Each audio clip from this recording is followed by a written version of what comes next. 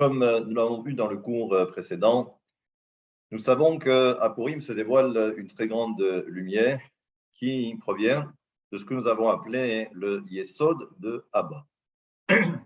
Ce Yesod de Abba, qui traditionnellement transite par ce que nous avons appelé le Zer Anpin, eh bien, pendant la fête de Purim, le Yesod de Abba transite par la Séphira de Malchut.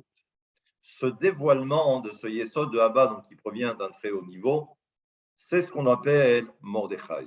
Et là, Haman comprend que la seule façon de pouvoir éradiquer le peuple d'Israël, c'est d'arriver à stopper net le dévoilement de cette lumière à travers Mordechai et ce que Mordechai incarne à un niveau supérieur. Dans la Megillah, il est dit que Haman décide donc de construire une potence pour pendre Mordechai. Cette potence, comme le dira la Megillah, était de 50 coudées. Là aussi, on peut comprendre aisément que ce n'est pas fortuit. Il faut savoir que Haman est un calculateur et il sait pertinemment à quoi correspond cette valeur de 50 pour réduire toutes les chances du peuple d'Israël d'assister à ce dévoilement de lumière.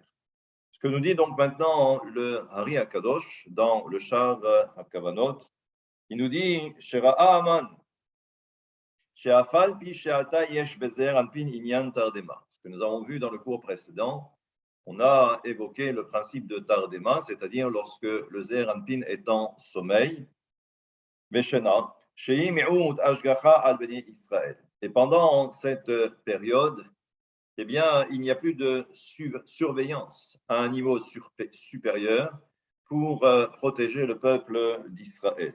Mikol makom, al yedei shoresh nishmat Mordechai hatzadik, yesh ashgacha al bnei Israël. Mais ça veut dire que en temps normal, c'est le Zer Anpin qui veille sur le peuple d'Israël, mais là, grâce à ce dévoilement de lumière et grâce à cette notion du Yesod de Abba et à travers Mordechai, nous savons que toute la protection du peuple d'Israël ici-bas dépend de ce personnage que nous appelons Mordechai.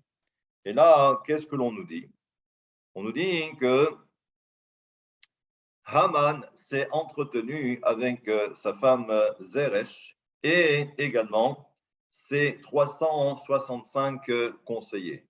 Ça paraît astronomique que Haman possédait 365 conseillers. Et nos chachamim ont enseigné nous savons que Zeresh était une très grande sorcière. Et ce qu'il faut comprendre, c'est que le conseil de Zeresh, donc la femme de Haman, était supérieur aux 365 conseillers, tous réunis, c'est-à-dire que vraiment, elle possédait un pouvoir maléfique qui était gigantesque. Et Ve'alta Atsatam, la Harog et Mordechai, Velitloto Halaetz. Et donc, le conseil était maintenant de pendre Haman sur un arbre. Et là, on nous dit que quoi?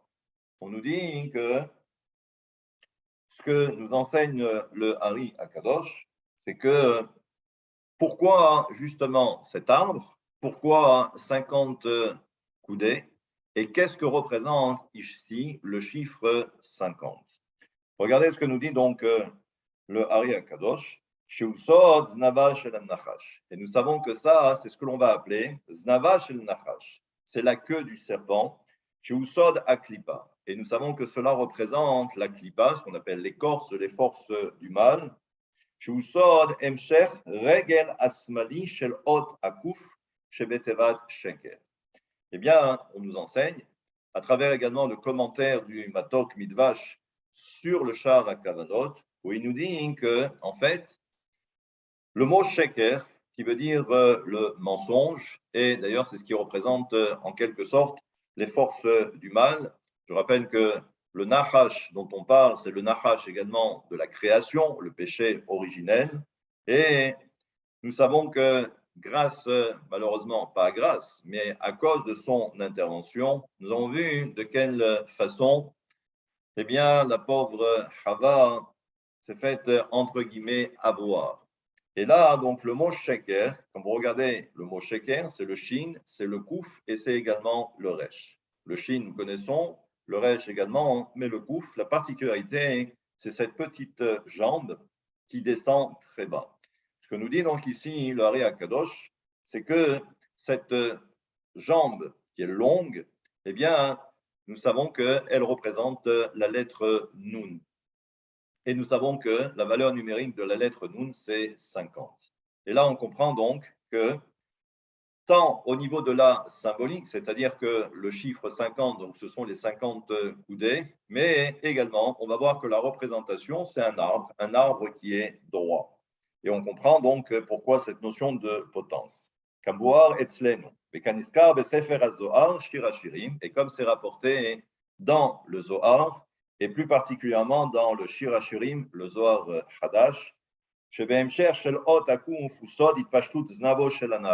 on comprend que, en fait, c'est tout le prolongement du nahash du serpent et à tous les niveaux. Et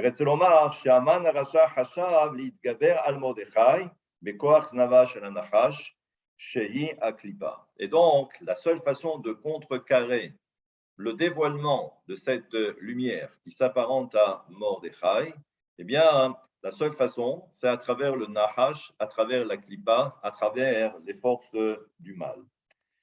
Et là, donc, on a bien compris quelle était donc la volonté de Haman pour contrecarrer, entre guillemets, la volonté de Hakadosh Baruch Hu de continuer à protéger le peuple d'Israël. On verra ensuite d'autres commentaires pour essayer de comprendre déjà pourquoi également le mot Megillah. Ça, prochain commentaire dans la semaine si Dieu veut.